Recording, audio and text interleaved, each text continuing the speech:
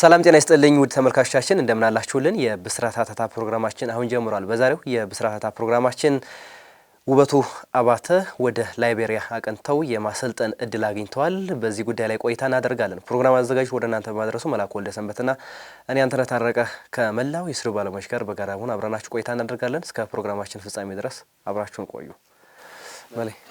እንዴት አለ? ሰላም ነው። ሁሉ መልካም መልካም። እንግዲህ አዲስ የአሰልጣኝ ሹመት ዜናዎች ከውጭ ሀገር ሰምተናል። እንግዲህ አሰልጣኝ ውበቱ አባተ የሀገር ቤት ቆይታቸውን አጠናቀው አሁን ደግሞ በሌላ መንገድ የውጭ ሀገር ክለብን ለማሰልጠን ወደ ላይቤሪያ ዛሬ እንደሚያቀኑ ተሰምቷል። በዚህ ጉዳይ ላይ ቆይታ እናደርጋለን። እንግዲህ ውበቱ አባተ ከዚህ በፊት በርካታ ክለቦችን አሰልጥነዋል በሀገር ቤት። አሁን ደግሞ በሱዳን ሊግም ከዚህ በፊት እንዳሰለጠኑ ይታወሳል። አሁን ደግሞ ዳግም ወደ ላይቤሪያ አቅንተው ለማሰልጠን እንደተስማሙ ተሰምቷል። እንግዲህ ሌላኛዋ እንስት አሰልጣኝ ሰላም ዘራይ የላይቤሪያ ሴቶች ብሔራዊ ቡድን አሰልጣኝ እንደሆነች ይታወሳል። አሁን ደግሞ አሰልጣኝ ውበቱ አባተ በክለብ ደረጃ ወደ ላይቤሪያ አቅንተዋል። እንግዲህ ሁለት ኢትዮጵያውያን አሰልጣኞች በላይቤሪያ አሉን ማለት ነው። ስለዚህ ይህን ጉዳይ እናነሳለን። የውበቱ አባተን ቅጥር እንግዲህ ስማቸው ምናልባት ከኢትዮጵያ ቡና ጋር ሲያያዝ ነበረ ከዚህ በፊት ግን እሳቸው እንግዲህ ወደ ላይቤሪያ ማቅናታቸው ተሰምቷል። በዚህ ጉዳይ ላይ ቆይታ እናደርጋለን። እንግዲህ አሁን እናንተ ይህን ውይይት እያደረግን ባለንበት ሰዓት ላይ አሰልጣኝ ውበቱ አባተ በላይቤሪያ ጉዞ ላይ ይገኛሉና ጠዋት ረፋድ ላይ ማለዳ ላይ ወደ ላይቤሪያ ማቅናታቸው እውን ሆኗል እና እንግዲህ ከቀጣይ ሳምንት ጀምሮ ሊስከር የሚባል የመርከበኞች ቡድን ዋና አሰልጣኝ ሆነው ቡድኑን ተረክበው የሚመሩ ይሆናል። አሰልጣኙ ውበቱ አባተ እንግዲህ አሰልጣኙ ውበቱ አባተ እንዴትና ለምን ወደዛ ሊያመሩ ቻሉ የሚለው ጉዳይ ዛሬ ዋና የመነጋገሪያ ርዕሰ ጉዳያችን ይሆናል። እንግዲህ ለምንና እንዴት ከዛስ ምን አይነት ነገር ይጠብቃቸዋል ወይስ ምን አይነት ስኬት እንጠብቃለን የሚለውን ነገር የምናነሳ ነው የሚሆነው። እንግዲህ የመጨረሻው ክለባቸው ሀገር ውስጥ ፋሲል ከነማ ነበር። ከፋሲል ከነማ ጋር እንግዲህ በስምምነት ነው የተለያዩት ባላቸው የውጤት አፈጻጸም ዙሪያ እንግዲህ ብዙ ከቆየ በኋላ በቅርቡ እልባት እንዳገኘ እናስታውሳለን። ከዛ በኋላ እንግዲህ በሀገር ውስጥም ቅድም እንዳነሳሁት ስማቸው ከተለያዩ ክለቦች ጋር ሲነሳ ነበር። ግን አሁን እሳቸው ወደ ላይቤሪያ አቅንተዋል። እንግዲህ ላይቤሪያ ማን ነው? የላይቤሪያ ሊግ የሚያሰለጥኑት ክለቦች ማን ነው? ቅድም እንደጠቀስከው እሱንም ጉዳይ እናነሳለን። እንዲሁም ደግሞ ምንና እንዴት ያሳኩታል፣ ስኬታቸውስ እንዴት ይጠበቃል? በላይቤሪያ ሊግ የሀገር ውስጥ በአሰልጣኝነታቸው እንግዲህ ብዙ ስኬቶችን አስመዝግበዋል። ኢትዮጵያ ቡናን የፕሪሚየር ሊግ ባለ ክብር አድርገዋል። በኢትዮጵያ ብሔራዊ ቡድንም እንግዲህ ለሁለተኛ ጊዜ ከሰውነት ቢሻው በመቀጠል እንግዲህ የኢትዮጵያ ብሔራዊ ቡድን ለአፍሪካ ዋንጫም አብቅተዋል። እንግዲህ ብዙ የሚነገሩ ወይም ደግሞ ጉምቱ ከሚባሉ አሰልጣኞች ተርታ የሚሰለፉ አሰልጣኝ ናቸው ውበቱ አባተ። እንግዲህ ደግሞ በሌላኛው የአሰልጣኝነት ጉዟቸው ወይም ደግሞ በሌላኛው የአሰልጣኝነት ህይወታቸው ወደ ውጭ ሀገር አቅንተዋል። የውጭ ሀገር የአሰልጣኝነት ህይወታቸው እንዴት ይሆናል የሚለውን ጉዳይ እንግዲህ እንዳሰሳለን ማለት እንግዲህ አሰልጣኝ ውበቱ አባተ በኢትዮጵያ እግር ኳስ ውስጥ ላለፉት 20 ዓመታት በማሰልጠን አሳልፈዋል። እንግዲህ አብዛኛው የአሰልጣኝነት ዘመናቸውን በኢትዮጵያ ፕሪሚየር ሊግ የተለያዩ ክለቦችን በማሰልጠን አሳልፈዋል። በእነዚህ ጊዜያት ደግሞ ከኢትዮጵያ ቡና ጋር 2003 ላይ የኢትዮጵያ ፕሪሚየር ሊግ ዋንጫን ማንሳት ችለዋል። ለመጀመሪያ ጊዜም በአፍሪካ ክለቦች ቻምፒዮንስ ሊግ ላይ እንደዚሁ ከኢትዮጵያ ቡና ጋር ተሳትፈዋል። ከዛ ባሻገር ከሀገር ወጣ ሲሉ ደግሞ ከአላሊ ሸንዲ የሚባል የሱዳን ቡድንን እንደዚሁ በማሰልጠን አሳልፈዋል።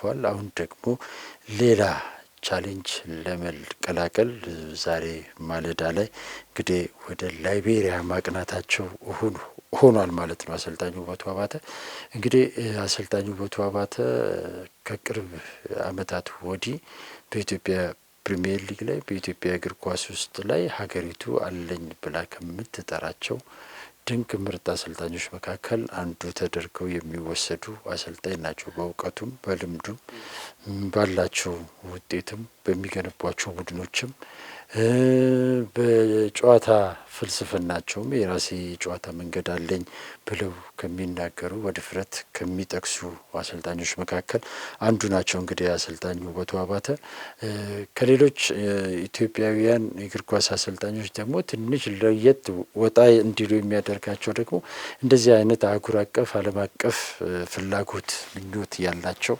አሰልጣኝ መሆናቸው ከሌሎች አሰልጣኞች ትንሽ ለየት እንዲሉ ያደርጋቸዋል ብዬ ነው የምናገረው።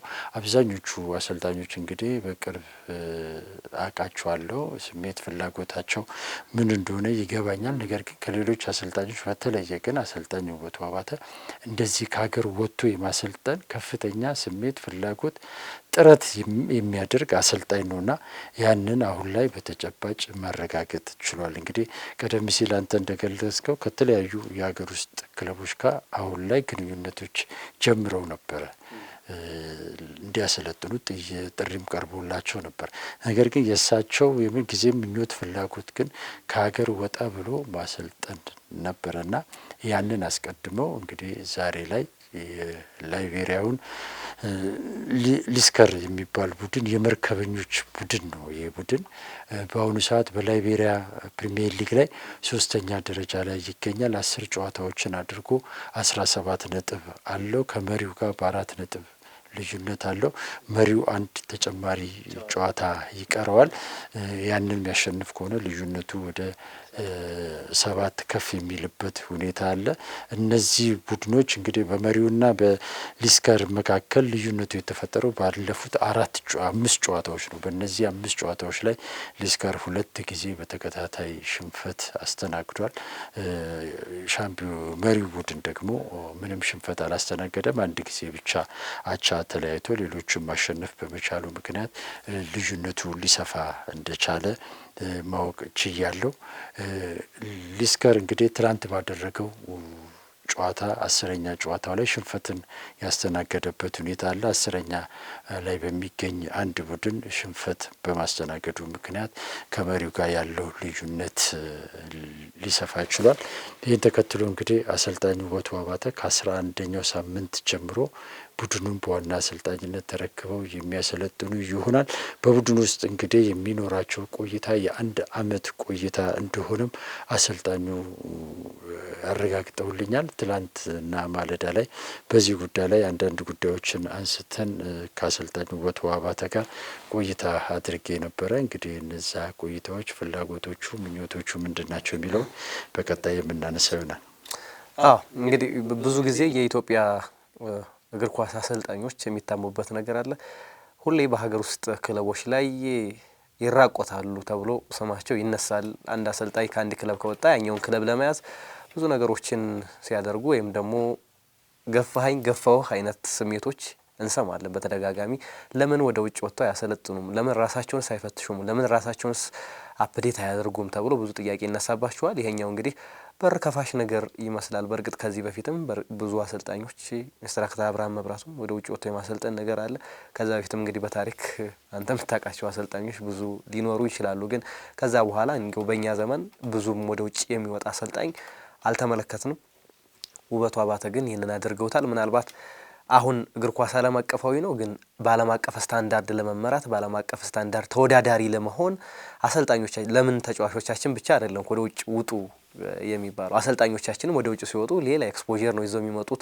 ብዙ ነገሮች አሉ፣ ልምዶች አሉ፣ ብዙ የሚያገኟቸው የስራ ልምዶች፣ የህይወት አጋጣሚዎች፣ ብዙ ነገሮችን ስለሚያገኙ ደግሞ ሲመለሱ በኢትዮጵያ እግር ኳስ ላይ የሆነ ነገር ጠጠር የሚወረውሩበት ነገር ይፈጠራል እና ከዚህ አንጻር ፋይዳው የጎላ ነው። ምናልባት ውበቱ አባተ ብቻ እንደ ውበቱ በዛ በላይቤሪያ ሊግ አይደለም የሚጫወቱት። ከኋላቸው የኢትዮጵያን እግር ኳስ ነው ይዘው የሚሄዱት። ከኋላቸው የኢትዮጵያን ሕዝብ ነው ይዘው የሚሄዱት። ከኋላቸው አጠቃላይ ኢትዮጵያን ነው ይዘው ከኢትዮጵያ የመጣው አሰልጣኝ ተብሎ መነሳቱ አይቀርም። አጠቃላይ የጨዋታ መንገዳቸው መዘጋ ሲገለጽ የኢትዮጵያ እግር ኳስ ደካማ ጎንም የኢትዮጵያ እግር ኳስ ጠንካራ ጎንም አጠቃላይ የአሰልጣኞቹ ያላቸው የእግር ኳስ ፍልስፍናችንም በብዙ መንገድ እዛ የላይቤሪያ ሊግ ላይ እንደሚገለጽ ይሰማኛልና ከዚህ አንጻር ውበቱ አባተ ብቻቸውን አልሄዱም፣ ብዙ ነገር ይዘው ሄደዋል ብሎ ማንሳት ይቻላልና በቀጣይ ምን ይገጥማቸዋል፣ ሌሎች እስከዚህ ምን ይማራሉ የሚለውን ነገር እንመልከት ማለት። ትልቁ ነጥብ የአሰልጣኞች ሀገር አንድ አይደለችም። አሁን ላይ የፊፋ አባል ሀገራት የሚባሉት 211 ሀገራት ነው እና የትኛውም ብቃት ችሎታ አለኝ የሚል አሰልጣኝ እነዚህ ሀገራት ላይ ሁሉ ሄዶ የማሰልጠን ይችላል። ስለዚህ ሁልጊዜ አንድ ሀገር ላይ ብቻ ቁጭ ብለ ለማሰልጠን መሞከር በቃ እኔ ደካማነት ነው። አሁን እዚህ እርስ በርስ አሰልጣኙ አንዱ ከአንዱ የመባላት ነገር አንዱ አንዱን በልቶ ለማደግ የሚሄድበት ሽኩቻ እኔ አይገባኝም። ገብቷል። ሁሉም የፈለጉበት ቦታ ሄደ ማሰልጠን ትችላል። ስለዚህ እስከቻልክ ድረስ ለምንድን ነው ራስህን አጥበክ እዚህ ብቻ ከሀገርም አልፎ አሁን እኮ ጠበን አንድ ክልል ላይ አንድ ከተማ ላይ እኮ መተናል። በቃ አንድ ከተማ ላይ ያሉ አሰልጣኞች ማይስማሙበት ደረጃ በመገዳደል የሚፈላለጉበት ደረጃ ላይ ደርሰናል። አሁን በቃ ሁሉም ማሰልጠን ሲጀምር በቃ የሚኖርበት ስፍራ ላይ ብቻ ለማሰልጠን የአካባቢ ልጅ የሚል ስሜት ውስጥ ገብተናል። ይሄ በጣም በጣም መቀየር ያለበት ጉዳይ ነው። ሰሞኑን የአሰልጣኙ ውበቱ አባተ እዚህ በነበረባቸው ጊዜያቶች ውስጥ የኢትዮጵያ ብሔራዊ ቡድን ሊይዝ ነው፣ ቡናን ሊይዝ ነው፣ የሆነ ክለብ እየተባለ ሸገር ከተማ፣ አዳማ በቃ ስጋት ነበረ ለሁሉም አሰልጣኞች። የውበቱ አባተ እዚህ መኖር ባለው ውጤት ሊሆን ይችላል፣ ባለው ግንኙነት ሊሆን ይችላል፣ ባለው መልካም ስም ሊሆን ይችላል። ነገር ግን ዛሬ ማለዳ እንግዲህ እስኪሄድ ድረስ ለብዙ አሰልጣኞች ስጋት ራስ ምታት ነበረ። ሁሉም አሰልጣኞች እሱን ይፈሩ ነበረ። ለምንድን ነው የምትፈራው? በቃ ውበቱ አባተ ችሎታ አቅም ካለው በቃ መባረር ካለበት ትባረራለህ። ግን ውበቱ አባረረኝ የሚል ስሜት ነው የነበረው። ይሄ ትክክል አይደለም። ግን እሱ ከዚህም በተለየ መልኩ ወጣ ብሎ ለእኔ በቅርብ ይነግረኝ ነበር። እኔ የምጠይቀው ነበር፣ እንደዚህ እየተባልክ ነው፣ እንደዚህ እየተባልክ ነው እለው ነበር እና እሱም ይነግረኝ ነበር። እንደውም በኋላ ላይ ጥያቄ ሲደጋገምበት አትሸበሩ፣ አትስጉ በላቸው፣ እኔ እዚህ ሀገር አላሰለጥንም 2018 አለኝ። ከዛ በኋላ ትናንትና ማለዳ ላይ ነው ያወራኑ አንዳንድ ነገሮች። እሱን ወደ በኋላ ላይ እናነሳለን። ግን በዋናነት ግን በቃ ትክክለኛ ሙያተኛ አቅም ያለው ሙያተኛ ቪዥን ሊኖረው ይገባል። እኔ አሰልጣኙ ውበቱ አባተ ላይ ሁልጊዜም የማየው ነገር ይሄንን ነው። ሁልጊዜም ከሀገር ወጥቶ ስለማሰልጠን በአህጉር አቀፍ ውድድሮች መድረኮች ላይ ስለመገኘት ሁሌ እናወራለን። ሁሌ ያወራኛል። ከዚህ በፊትም አላሊ ሸንዲ ሄዶ ሲያሰለጥን እንደዚሁ እናወራ ነበር። ሄዶ አሰልጥኖ መጥቷልና ብዙ ጊዜ እንዲያውም እኔ ለምንድን ነው ማትቀጥለው የሚል ነገር ነበረኝና አሁንም ያንን ምኞት ፍላጎቱን ነው ያሳካው። ልክ እንደሱ ሁሉ ሰላም ዘራ ይዛለች። ሌላኛው አሰልጣኝ ፍሬው ወልደ ጊዮርጊስ ኃይለ ገብርኤል እዛ አለ። ስለዚህ ምክትሉ አዲስ ወርቁ ወስዷል። ስለዚህ ኢትዮጵያውያን አሰልጣኞች አቅም ችሎታ እንዳለን ወተን ማሰልጠን መቻል አለብን። ስትወጣ ደግሞ ይዘህ የምትመጣው ነገር አለ፣ ብዙ ነገሮች አሉና ሌሎች አሰልጣኞችም ከዚህ ሊማሩ ነው የሚገባው። በቃ እችላለሁ፣ ብቃቱ አለኝ፣ ምኑ አለኝ የምትል ከሆነ በቃ እዚህ ማጋፋት የለብን። እንዲያውም ብቻ ሀገር ለዚች ሀገር ሌላ አቅም ነው የምትፈጥረው። አንድ ወቅት ላይ በኢትዮጵያ አትሌቲክስ ታሪክ ውስጥ በጣም በጣም ስሙ የገነነ ትልቅ ደማቅ ታሪክ ያለው ታዋቂ አትሌት ነፍሳቸውን ይማረውና ከዶክተር ወልደ መስቀል ኮስትሬ ጋር ከትሬኒንግ በኋላ ግቢ ውስጥ ቆሜ የማውራት ልምድ አለኝ ብዙ ጊዜ እና ከእሳቸው ጋር ቆሜ እያወራን እያለ ትሬኒንግ ጨርሰዋል። አትሌቱ ሄዷል። ወደ ቤቱ እንደሄደ ነው እሳቸው የሚያስቡት። ነገር ግን 5 ሰዓት ከምናምን አካባቢ ላይ አትሌቱ ወደ ግቢ መጣ። ሲመጣ መኪናውን አቁሞ ነው የሄደው። መኪናውን ለመውሰድ ነው የመጣውና ሲመጣ አዩት። ከዛ እሱም ሲያያቸው ደነገጠ። እሳቸውም ደነገጡ፣ እሱም ደነገጠ። ከዛ መጣ። ከዛ እሳቸው ሰው አለ የለም ምናምን አይሉ፣ ፊት ለፊት ነው የሚናገሩትና አንተ ምን ታደርጋለህ በዚህ ሰዓት አሉ። ከዛ አይደለም ጆክዬ ጎችዬ እዚህ እኮ መስሪያ ቤት ሄጄ ምናምን አላቸው። ምን ልታደርግ ነው የምትሄደው? መስሪያ ቤት። ያቺ ፍራንክ አላመጣ ነዋ ደሞዝ ነበረች ወጥታ ነበር ይሉ ምን አሉት። ምን ደሞዝ አንተ ደሞዝ ትቀበላለህ አሉት። አዎ ይኸው ይወጣል እኮ በየወሩ ደሞዜ ምናምን አለት። ከዛ ተናደዱ እሳቸው። እንዴት አንተ የኢትዮጵያ ብር ትቆጥራለህ ለምን አሉት። ከዛ በኋላ ይኸው በስሜ ስለሚጠው ይውጣ፣ ለስምህ ለክብር የምትጨነቅ ከሆነ ደሞዙን ይውጣ በስምክ። ነገር ግን አንተ ቆጥረህ ግን ኪስ እንዴት ትከታለህ? የኢትዮጵያ ብር የዚች ድሀ ሀገር ገንዘብ እንዴት ትወስዳለህ? አንተ እኮ ዓለም አቀፍ አትሌት ነህ። ለዚች ሀገር ዶላር፣ ዩሮ፣ ሌላ ማምጣት እንጂ እንደገና ከሷ እንዴት አንተ ትወስዳለህ? ይሄ ልክ አይደለም ምናምን ብሎ ተናገሩ። ደነገጠ እሱ አላሰበው። ከዛ በኋላ ይሄን ብር ከዛሬ ጀምሮ አሉት ደሞዙን ውሰድ፣ በአንተ ስም ይውጣ፣ ነገር ግን 2-3 አትሌት ይቀጠርበት ቅጠሩበት ብለህ ስጥ። እንዴት ትወስዳለህ? አንተ እንዴት እንደፈራ እንዴት እንዲወጣ ታውቃለህ አይደል? ስለዚህ ሌሎች አትሌቶች እንዲወጡ እንዳንተ እንዲወጡ አንተ እገዛ አድርግበት ይህን ገንዘብ እንጂ አንተ መውሰድ የለብም። አንተ ውጣ፣ በቃ ዓለም አቀፍ ሰው ነህ። የትም ሀገር ሄደ ሰርተ ማምጣት ትችላለህ። ስለዚህ ይህን ነው ማድረግ ያለብን። እንዲህ አይነት የወረደ ነገር ሁለተኛ እንዳልሰማ ምናምን አሉትና ተቆጡት። እሱም ደነገጠ ሄደ። እንግዲህ ከዛ በኋላ ይሄን ያደርገዋል አያደርገውም አላቅም። ነገር ግን የእሳቸው እሳቤ ግን ምንድን ነው? እንዴት ከዚህ በቃ ደረጃ ከፍ ባለ ቁጥር ወጥተህ ሰርተህ ነው ማምጣት ለሀገር ያለብህ እንጂ ከሀገር እንደገና ለምን ትወስዳለህ? ሌሎች አትሌቶች እንግዲህ በገንዘብ ችግር በምናምን ምክንያት የጠፉ ብዙ አትሌቶች አሉና ለነሱ ድጋፍ ማድረግ እንጂ አንተ መውሰድ የለብህም ነውና ወደዚህኛው ስመልስልህ ብዙ አሰልጣኞች አሁን ላይ አቅሙ ልምዱ ሲኖርክ ወጥተህ መስራት ፊፋ ፈቅዷል አይደለም። ድሮ ላይሰንስ የምን ችግር ነበር። አሁን ላይሰንሶች ሁሉ ዓለም አቀፍ ተቀባይነት እንዲኖራቸው ተደርገዋል። ስለዚህ ወጥተህ ሰርተህ ራስህን ማሳየት አዲስ ቻሌንጆችን መልመድ ማወቅ ይፈልጋል። አብዛኞቹ አሰልጣኞቻችን በዚህ ውስጥ አይደሉም። ሁሌም ከዚች ሀገር ላይ ገንዘብ መውሰድ ብቻ።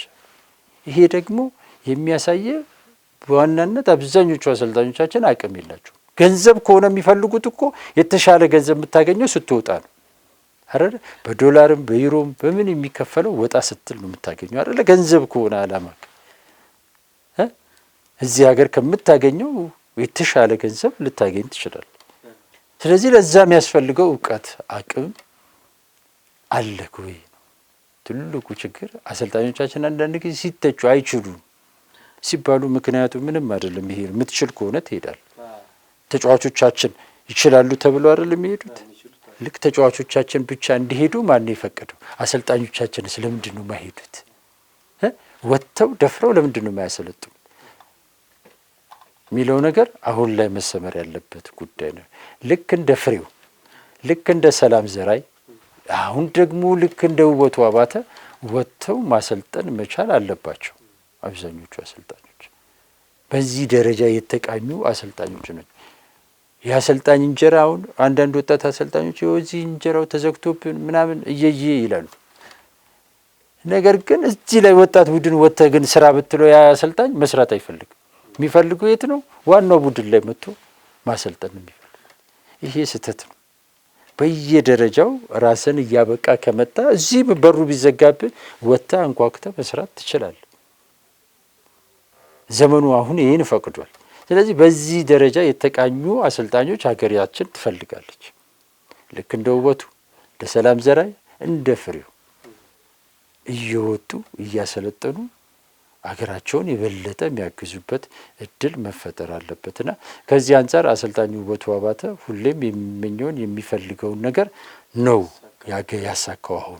አሁንም ከዚህ የተሻለ ነገር የመስራት እቅድ ፍላጎት አለው። በዚህ ረገድ ትላንትና በሰፊው አውርተናል ከአሰልጣኝ ውበቱ አባተ ጋር። ነገም ሄዶ ኢትዮጵያን የማስተዋወቅ አሁን ቀደም ሲል አንተ የጠቀስካት ነገር አለች አይደል? ውበቱ አባተ ሲሄድ ውበቱን ብቻ አይደለም ይዞ ሄዱ ሀገርን ጭምር ነው። ስለዚህ ያንን ለማንጸባረቅ ያንን ለማሳየት በጣም እንደሚሰራ እንደሚለፋ፣ ከዛ በተሻለ ደረጃ ደግሞ በአፍሪካ ውስጥ ትላልቅ በሚባሉ ሊጎች ላይ የመሄድ እቅድ፣ ምኞት፣ ፍላጎት እንዳለው ተናግሯል። ከዚህ በኋላ ምናልባት እንግዲህ ከተሳካለት ወደ ሀገር ውስጥ የምመለሰው የኢትዮጵያ ብሔራዊ ቡድን ለማሰልጠን ከሆነ ብቻ ነው የሚል ራዕይ አለው። እንግዲህ ይሳካል አይሳካም ወደፊት የምናየው ጉዳይ ሆኖ፣ ነገር ግን በዚህ ደረጃ ግን አስቦ አቅዶ መንቀሳቀሱ ግን ሊያስመሰግነው ሊያስከብረው ይገባል ብዬ ነው የማምነውና ሌሎቻችሁም ከሱ ልትማሩ ይገባል የሚል ነገር አለ። ሴቶች እግር ኳስ ላይ ጥሩ ጅምሮች አሉ። ወንዶች ላይ ከዚህ በፊት እንግዲህ የመን ሀገር ነበር እርስ በርስ እየተጓተተን የምንሄደው የነበረው። አሁን ወደ ላይቤሪያ ሄዷል። እንግዲህ ሰላም ዘራይና ውበቱ አባተም ጥሩ የቅርብ ግንኙነት እንዳላቸው አውቃለሁ። ነገ ደግሞ እነሱ ደግሞ እዛ ሀገር ላይ በሚሰሩት ደግሞ ሌሎች ኢትዮጵያውያኖች እንዲመጡ በሩን መክፈት መቻል አለባቸው። ለሌሎች ኢትዮጵያውያን አሰልጣኞች በሩን ሊያሳዩ ይገባል። አሁን የምንነካከስበት ጊዜ ሰው የምንጓተትበት ጊዜ ነውና በዚህ እግር ኳሳችንን አንድ ደረጃ ከፍ ማድረግ ይቻላልና ውበቱ አባተ አሁን ሄዷል። ውበቱ እዛ ለመሄዱ የራሱ ልምድ እውቀት እንዳለ ሆኖ ሰላም ዘራይም እዛ ሄዳ የሆነ ያሳየችው ነገር አለ በሚገባ ብሎ መውሰድም በቆይታም ስኬታማ ነች እሷ። ስለዚህ በቆይታም ስኬታማ ነች እሷ። ስለዚህ ውበቱ አባተ ደግሞ ሄዶ የሆነ ነገር ሲያገኘን ደግሞ ለሌላ ኢትዮጵያዊ በር እንደሚከፍት ምንም ጥርጥር የለውምና መልካም ጊዜ ጥሩ ጊዜ እንዲገጥመው በዚህ አጋጣሚ በዝግጅት ክፍላችን ስም መልእክታችንን እናስተላልፋለን። በደንብ መቼም የሆነ ታለንት ከታየ እዛ ቦታ የእሱ ሀገር ማን ነው የሚባለው ነገር ሰሌክት መደረጉ ወይም ደግሞ መመረጡ አይቀርምና ውበቱ ጥሩ ነገር ካሳየ ለሌሎች አሰልጣኞች ትልቅ ተስፋ ነው የሚሆነውና ትልቅ መነቃቃት ነው የሚሆነውና የውበቱ መሄድ ለኢትዮጵያ እግር ኳስ የሚፈጥረው አንዳንድ ጊዜ ነቢይ በሀገሩ አይከበርም የሚል ነገር አለ አይደል? እንደዛ አይነት ነገርም ይኖራል ይኖር ነገሮች አሉ። እዚህ ሀገር ሲሆንና ሰው ሀገር ላይ ሄደ ስትሰራ ልዩ በጣም ልዩነት አለ። የምትፈልገውን ነገር ለማድረግ ከዚህ በፊት ትናንት ለውበቱ አባተም እያልኩት ነበር።